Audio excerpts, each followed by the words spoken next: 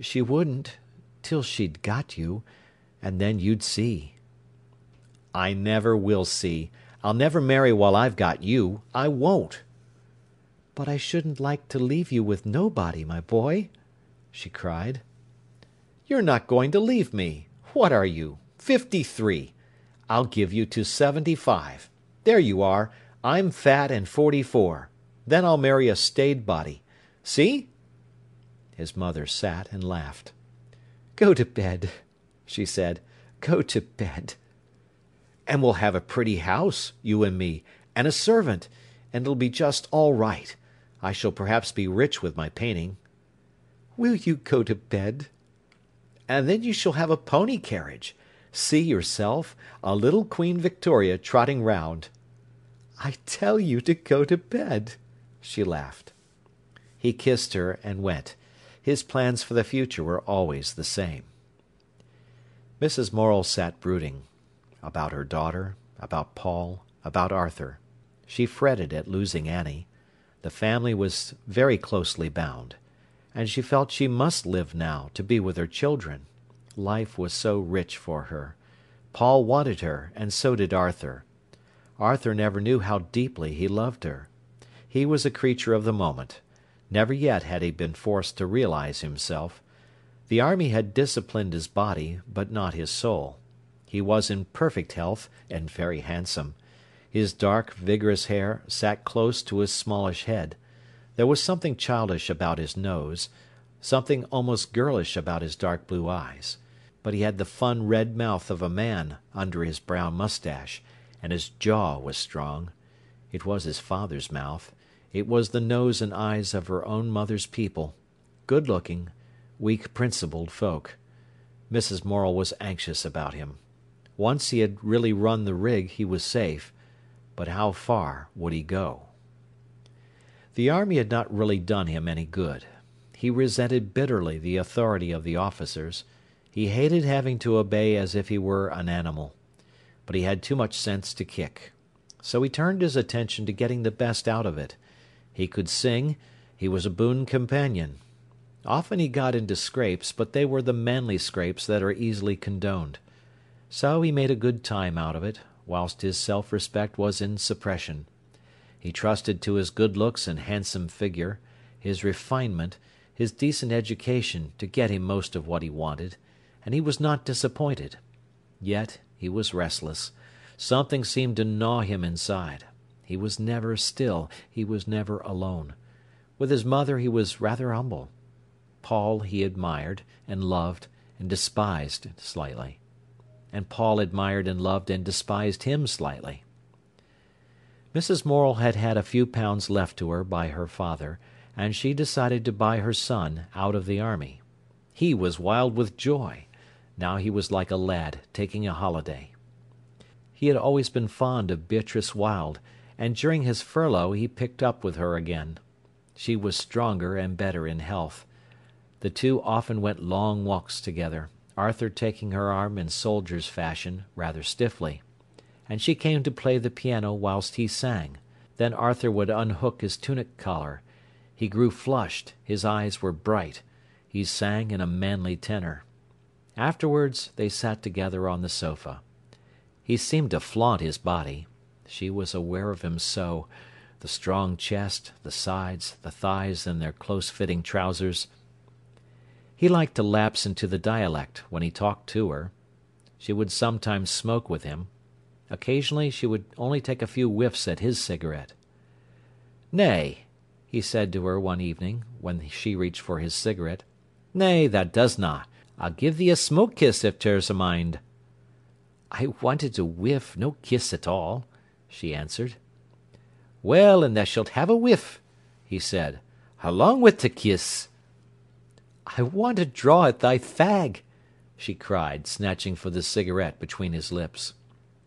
He was sitting with his shoulder touching her. She was small and quick as lightning. He just escaped. "I'll give thee a smoke kiss," he said. "Thou art a knivey nuisance, Arty Morel," she said, sitting back. "Have thee a smoke kiss?" The soldier leaned forward to her, smiling. His face was near hers. "Sho na," she replied, turning away her head. He took a draw at his cigarette, and pursed up his mouth and put his lips close to her. His dark brown cropped moustache stood out like a brush. She looked at the puckered crimson lips, then suddenly snatched the cigarette from his fingers and darted away.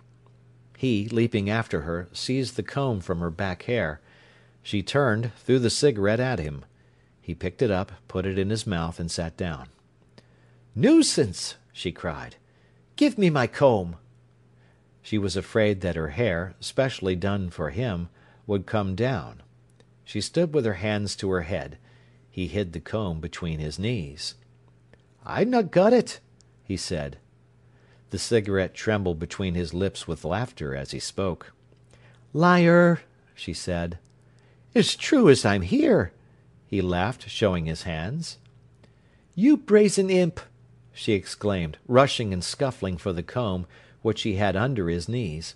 As she wrestled with him, pulling at his smooth, tight-covered knees, he laughed till he lay back on the sofa, shaking with laughter. The cigarette fell from his mouth, almost singeing his throat. Under his delicate tan the blood flushed up, and he laughed till his blue eyes were blinded, his throat swollen almost to choking. Then he sat up. Beatrice was putting in her comb. "That tickled me, Beat," he said thickly. Like a flash her small white hand went out and smacked his face. He started up, glaring at her. They stared at each other. Slowly the flush mounted her cheek. She dropped her eyes, then her head. He sat down sulkily. She went into the scullery to adjust her hair. In private there she shed a few tears, she did not know what for. When she returned she was pursed up close, but it was only a film over her fire. He, with ruffled hair, was sulking upon the sofa. She sat down opposite, in the armchair, and neither spoke. The clock ticked in silence, like blows. "You are a little cat, Beat," he said at length, half apologetically. "Well, you shouldn't be brazen," she replied. There was again a long silence. He whistled to himself like a man much agitated but defiant. Suddenly she went across to him and kissed him. "Did it, poor thing?" she mocked. He lifted his face, smiling curiously. "Kiss?" he invited her. "Daren't I?" she asked. "Go on," he challenged, his mouth lifted to her. Deliberately, and with a peculiar quivering smile that seemed to overspread her whole body, she put her mouth on his. Immediately his arms folded round her. As soon as the long kiss was finished, she drew back her head from him, put her delicate fingers on his neck through the open collar. Then she closed her eyes, giving herself up again in a kiss. She acted of her own free will. What she would do, she did, and made nobody responsible. Paul felt life changing around him. The conditions of youth were gone. Now it was a home of grown-up people. Annie was a married woman. Arthur was following his own pleasure in a way unknown to his folk. For so long they had all lived at home, and gone out to pass their time. But now, for Annie and Arthur, life lay outside their mother's house. They came home for holiday and for rest.